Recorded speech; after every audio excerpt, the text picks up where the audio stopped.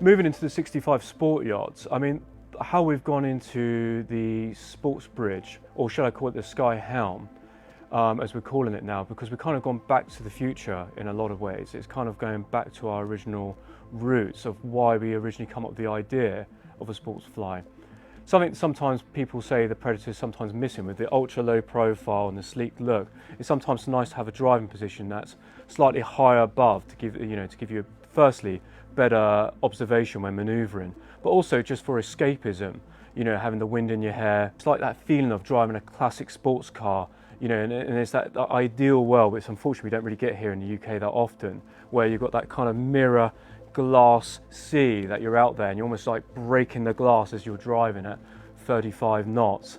And it's that experience and just that feeling of escapism and that happiness you suddenly feel for that moment of like where you are, the heat on your face. And what we try to achieve on the 65 Sport Yacht is a slightly smaller fly. I'll come to the social element of it in a sec, but the driving position, I'm going to touch a base on that. So what we've designed, or our designers have gone on to, is basically this sort of center console element, which is made of carbon fiber, or has carbon fiber touches, low bucket seats, and this steering position. And the steering position, I call it kind of like a yoke. It's kind of been designed like an aircraft yoke. And the way we call it that is basically from an observation point of view when manoeuvring, the yoke from a non-seating position the steering wheel will move up and lock in position. There's a joystick just to the left of the wheel, so it's positioned outboard of the steering wheel. And from that, you can stand there, manoeuvre the boat safely, come out of your berth, your dock, and you've got a good stood position. You can see the foredeck, the side, and the back of the boat. And then basically you touch a button and the yoke will come back down, so you're in a seated position. The seats are like a bucket seat that you would expect from a race car, and you've got the actual throttle position right there, located right by your leg.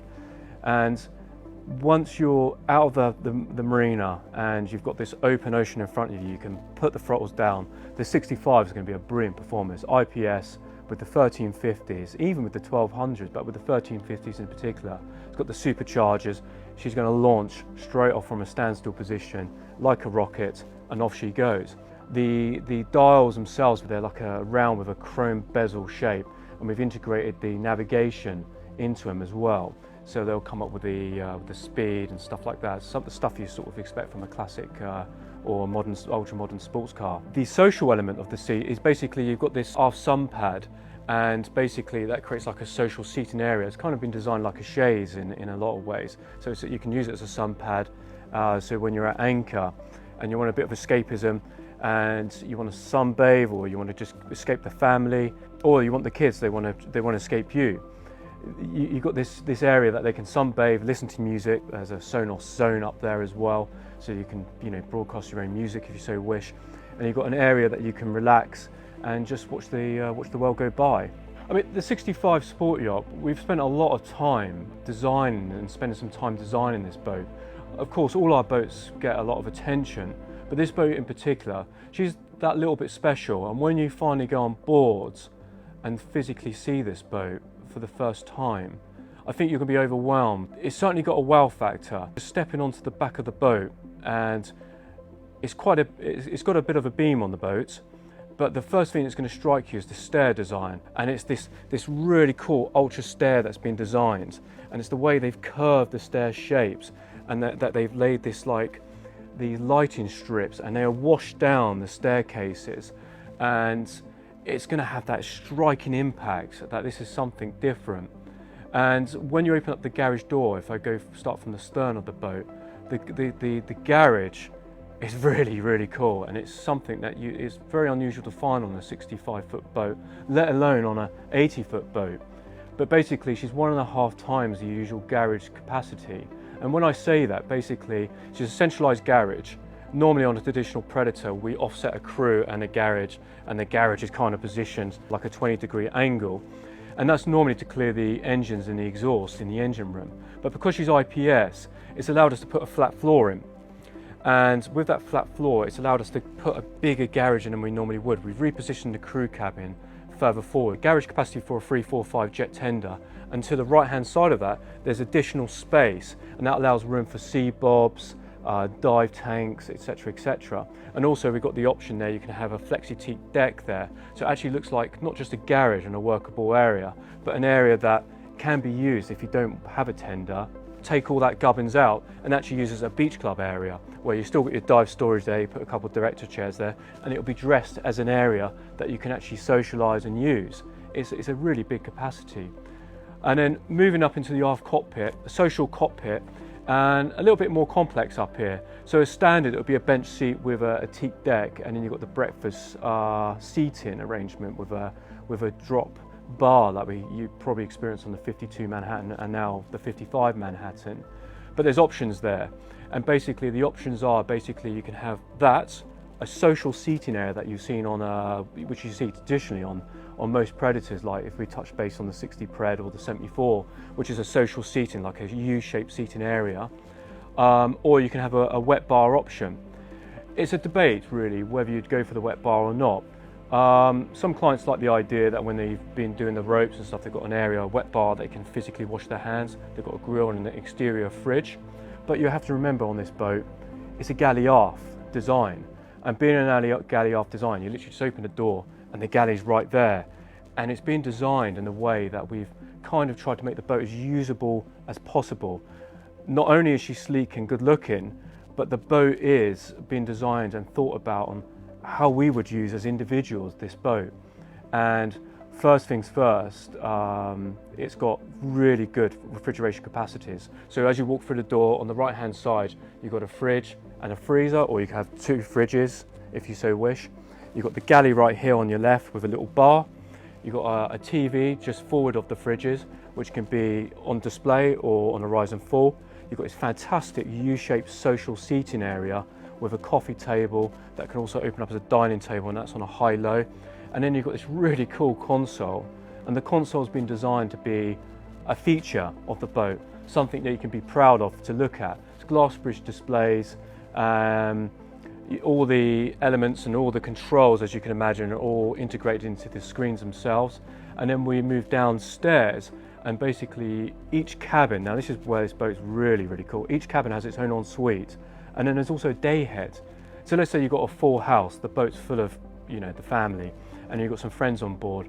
The guests can use the day head. So it's literally just down the stairs, and on the left is a fully functional day head. Forward VIP is a very comfortable and a good size, and it has basically its own separate ensuite. You go down into the master, and the master is really quite special. There's three options essentially in this area. We call it the lobby area, if we touch from there.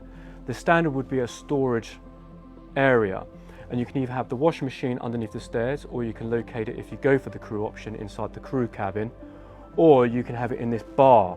And basically in this bar you can have additional fridges or ice maker, or you can have a Grand Master.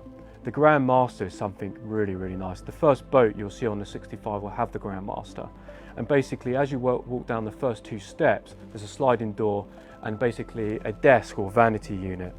Now the desk is quite handy for either to be used as a vanity unit, or for those who want to work on board their yachts and perhaps using the boat as an office.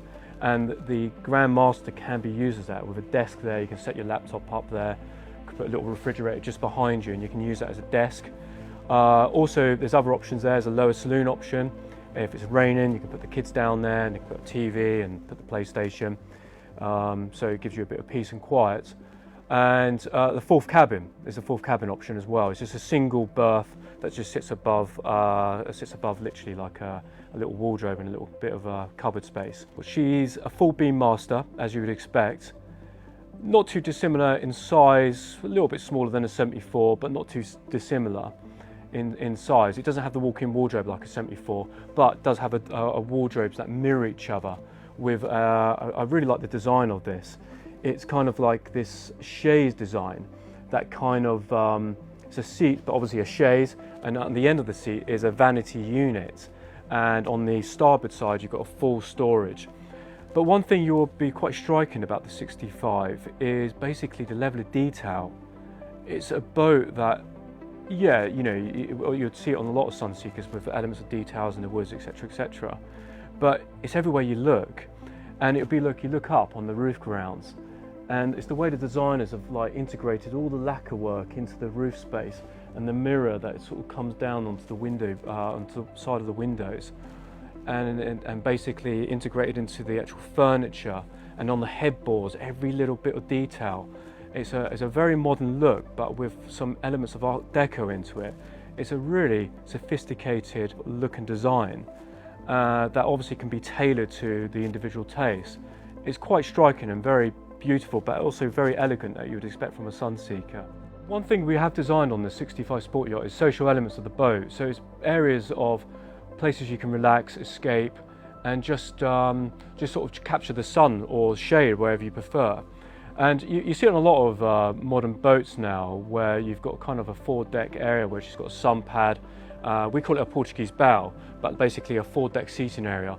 And in that, there's obviously zone or zones, so basically different areas you can have with the music. And there's options where you can have basically cool plates up on the 65 in particular inside the rope lockers, so you can put, you know, drinks up there, etc., etc. if you're socialising. The actual exterior seating has been designed in a way to capture some of the interior elements and bring it outside as well. So you've got this sort of like detailing into the seats itself, which is quite stunning and quite nice to look at.